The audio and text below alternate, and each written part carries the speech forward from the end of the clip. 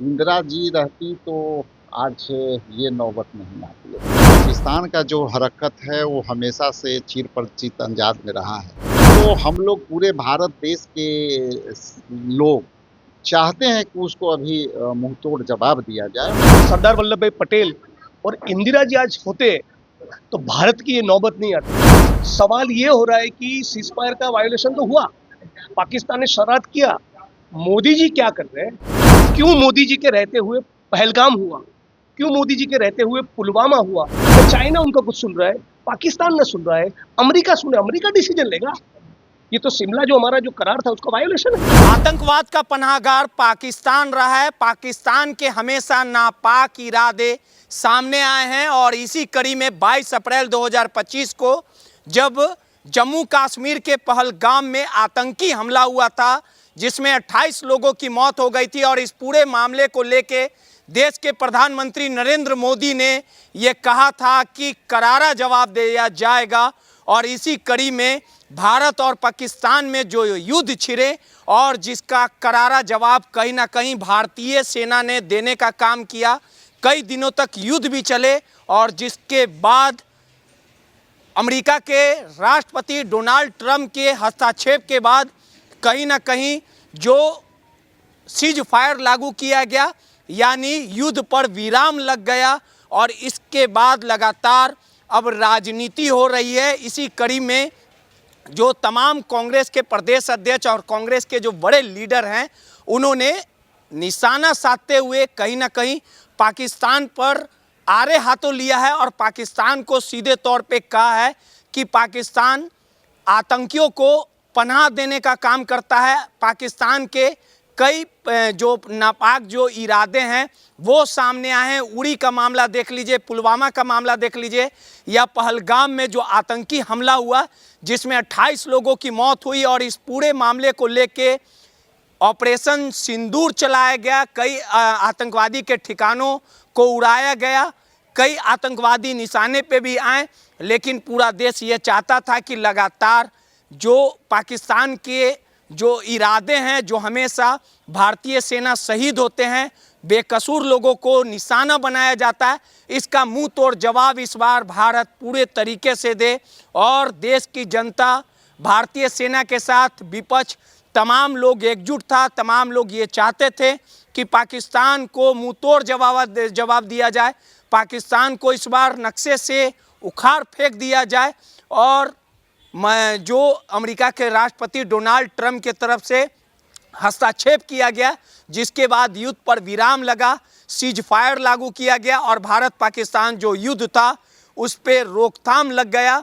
और उसके बाद जो कांग्रेस के प्रदेश अध्यक्ष हैं राजेश राम, उन्होंने बयान जारी किया और बयान जारी देते हुए कहा है कि पाकिस्तान की जो मंशा है वो हमेशा यही रहेगी। सीज फायर लागू होने के बाद 4 घंटे के बाद ही पाकिस्तान ने फिर हमला किया था। इस पूरे मामले को लेके जो कांग्रेस के वरीय लीडर हैं क्या कुछ कह रहे हैं, मीडिया से बात करते हुए जरा आप सुन लीजिए। जो घटनाक्रम था हम लोग आसान्वित थे कि कुछ रास्ता निकलेगा और पाकिस्तान का जो हरकत है वो हमेशा से चिर परिचित अंदाज में रहा है और हमारे सेना जिस तरह से मुंह तोड़ जवाब दे रहे हैं और ये वाकई ये अविश्वसनीय घटनाक्रम है कि अंतर्राष्ट्रीय जो डिप्लोमेसी है उसको उल्लंघन किया है।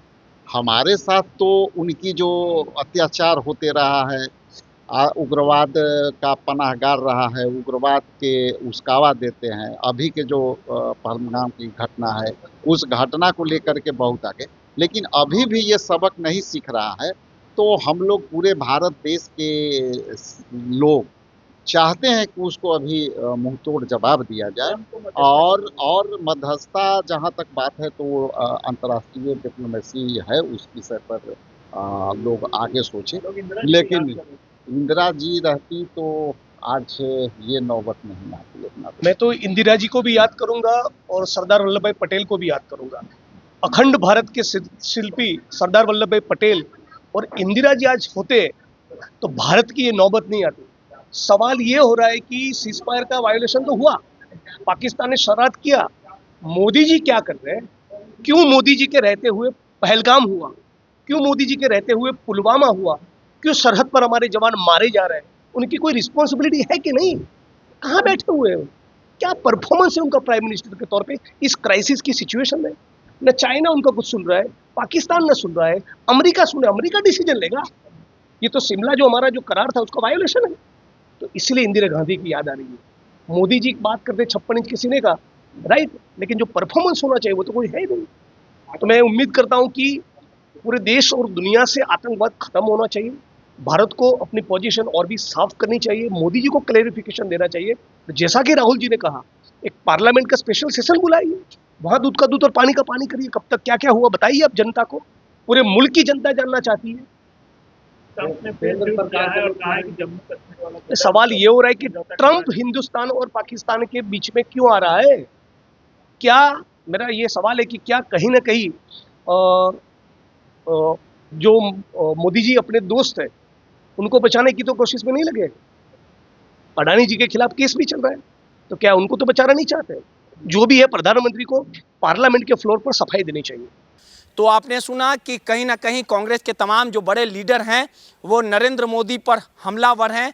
उनका साफ तौर पे कहना है कि जब देश की जनता, देश का विपक्ष और देश की सेना मजबूती के साथ पाकिस्तान के साथ लड़ रही थी, फैसला एक व्यक्ति को लेना था, फैसला नरेंद्र मोदी को लेना था, तो आखिर अमेरिका कौन होता है फैसला लेने वाला? और डोनाल्ड ट्रंप की तरफ से जो ट्वीट किया गया और ये जानकारी दी गई कि भारत और पाकिस्तान के युद्ध पर विराम लग गया है, तो आपको बता दें कि इस पूरे मामले को लेके अमेरिका के तरफ से जो हस्तक्षेप किया गया था उसको लेके तमाम जो देशवासी हैं, तमाम जो लीडर हैं, वो सवाल उठाने का काम कर रहे हैं, नरेंद्र मोदी को घेरने का काम कर रहे हैं और सीधे तौर पे ये कह रहे हैं कि 56 इंच के सीने का क्या हुआ।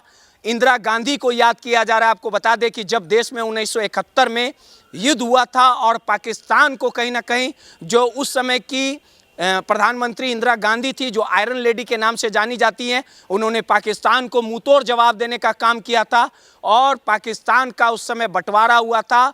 पाकिस्तान के बंटवारे से बांग्लादेश अलग बना था और इंदिरा गांधी ने तकरीबन 93,000 पाकिस्तान सैनिकों को सरेंडर करवाने का काम किया था और मुंहतोड़ जवाब पाकिस्तान को दिया गया था। और कांग्रेस के नेताओं का कहना था कि अगर इस समय इंदिरा गांधी होती तो कुछ और देखने को मिलता, पाकिस्तान को मुंहतोड़ जवाब दिया जाता, क्योंकि पाकिस्तान अपने हरकतों से बाज आने वाला नहीं है। भले ही सीज फायर लागू कर दिया गया हो, लेकिन आगे भी जो पाकिस्तान का मंसूबा है वो फिर उसी तरह से देखने को मिलेगा जैसी पाकिस्तान की हरकत है। नटराज न्यूज़ के लिए रोहित कुमार की रिपोर्ट पटना से।